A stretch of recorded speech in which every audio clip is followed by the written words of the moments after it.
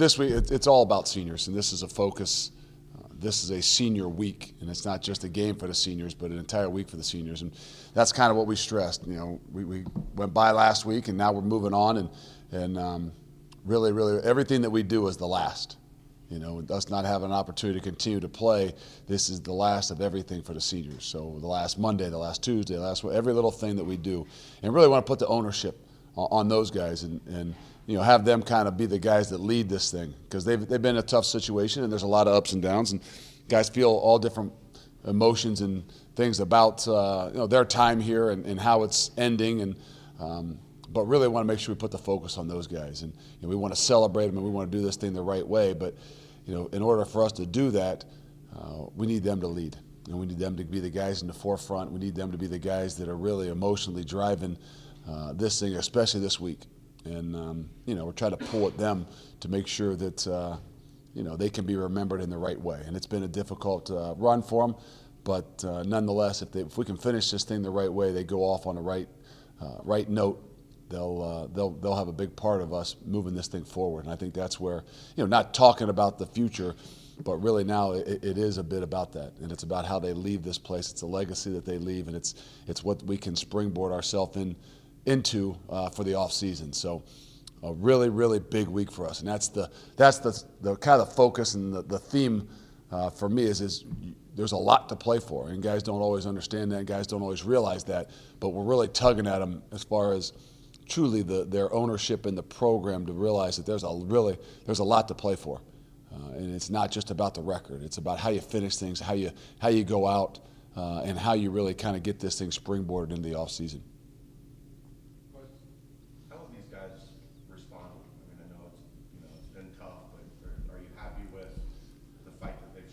Yeah, I mean, the thing is you press. There's some plays in that game at the end that, that we pull up and show for the team. It was the last kickoff return, and you see guys like Mike Warren and Tyquan Statham. I mean, there's guys battling all around.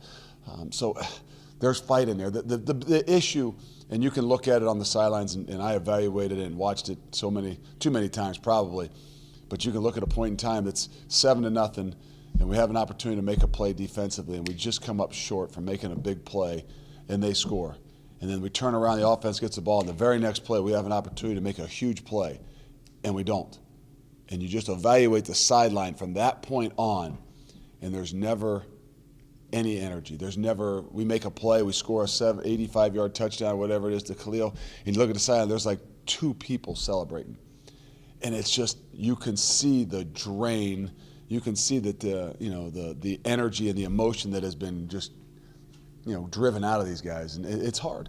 And I told them that. And it's not that they're any more tired than a team that's 10-0 or 11-0. It's that they're mentally it's very difficult. And so we've got to find a way, and that's why we've really pulled on these seniors, and we've got to find a way to finish this thing, because everybody thinks they're tired. When in reality, they're no different. They're not any more tired than the teams that are playing for the championship. They're not. They don't hurt any more than those teams.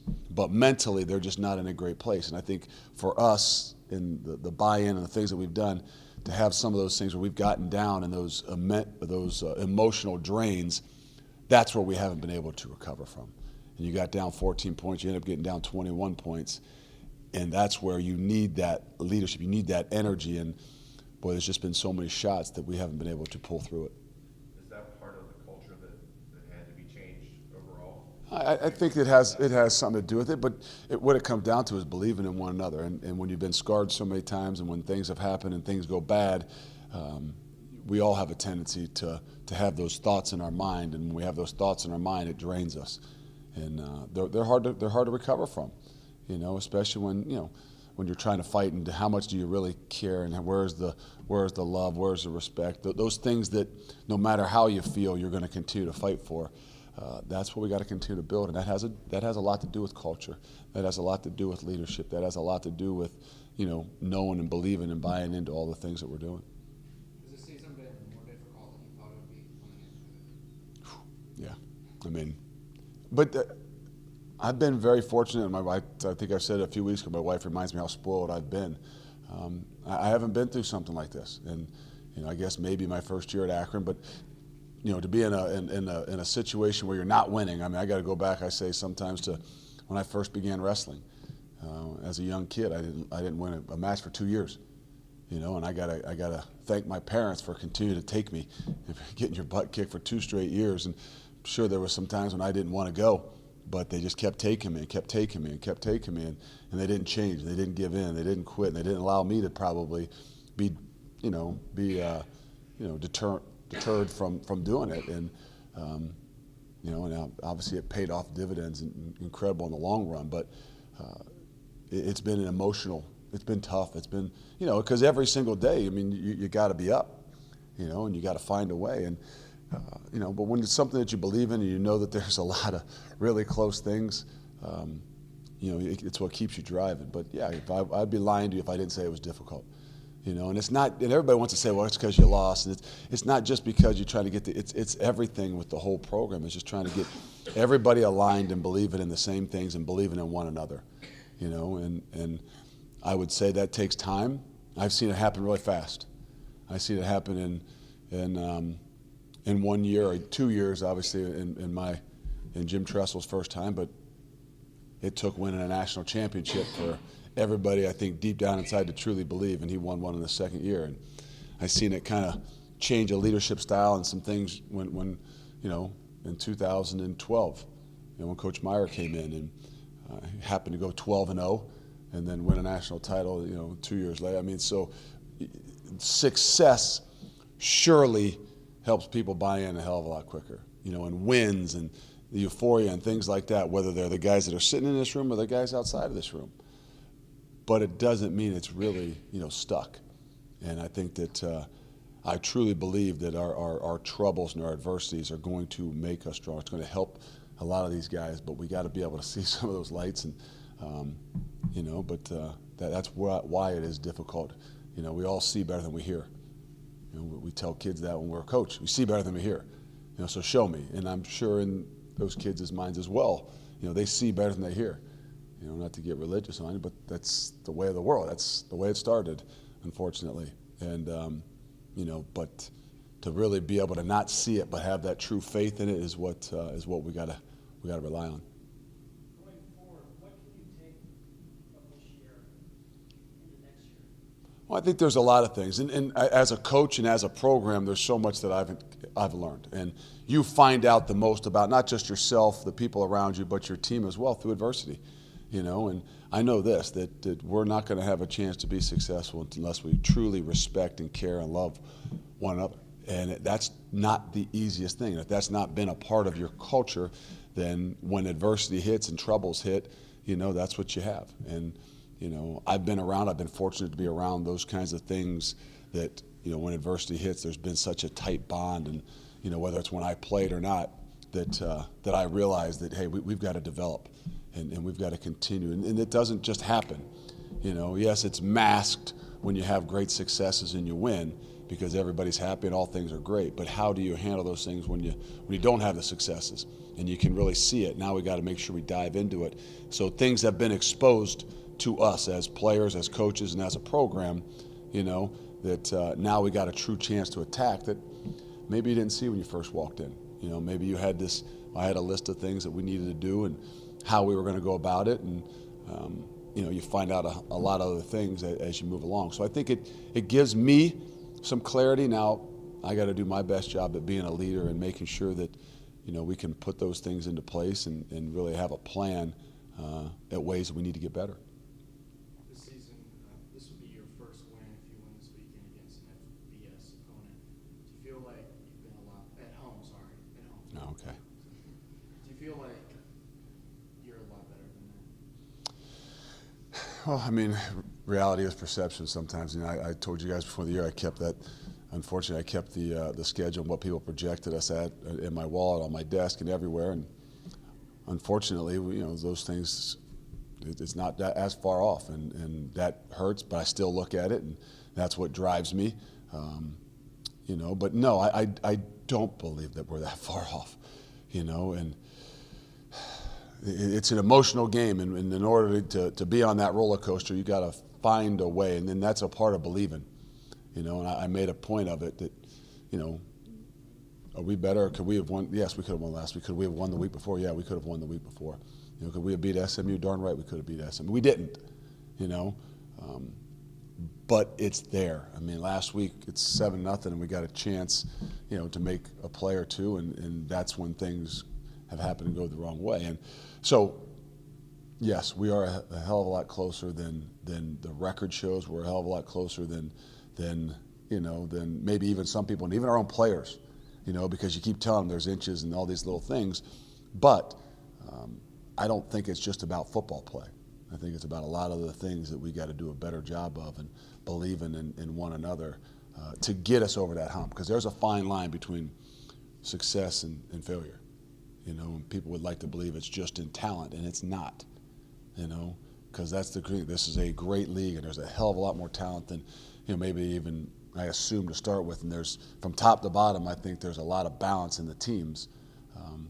But there's just that fine line and being able to get over top of that hump. And you know, we've seen it several times, and we've been able to pinpoint it, but we haven't been able to get over it. So, what's going to be that thing? I mean, there's a lot of things we got to do, but I truly believe no, it's not far. I know that winning is kind of how you define a season. If you win or lose, very simple. And as media, we only see what happens on Saturdays or Fridays. I know this is kind of a loaded question, but would you say taking away the record that your first season as the Bearcats coach, would you say it's been a success? It's really hard to say. I mean, there's a lot of things we've gained in experiences. There's a lot of successes and experiences, but you know, failures are going to make you better. You know, if you can handle them the right way. So there's a lot of positives. There's a lot of things that we did that I think are going to really help us in the future. There's a lot of things that we've grown. We've gotten a lot better. You know, and it doesn't always show. I mean, from the way we practice, the way we handle ourselves, to the attention to detail, to the things we do on a daily basis. So yeah, there's an incredible amount of growth.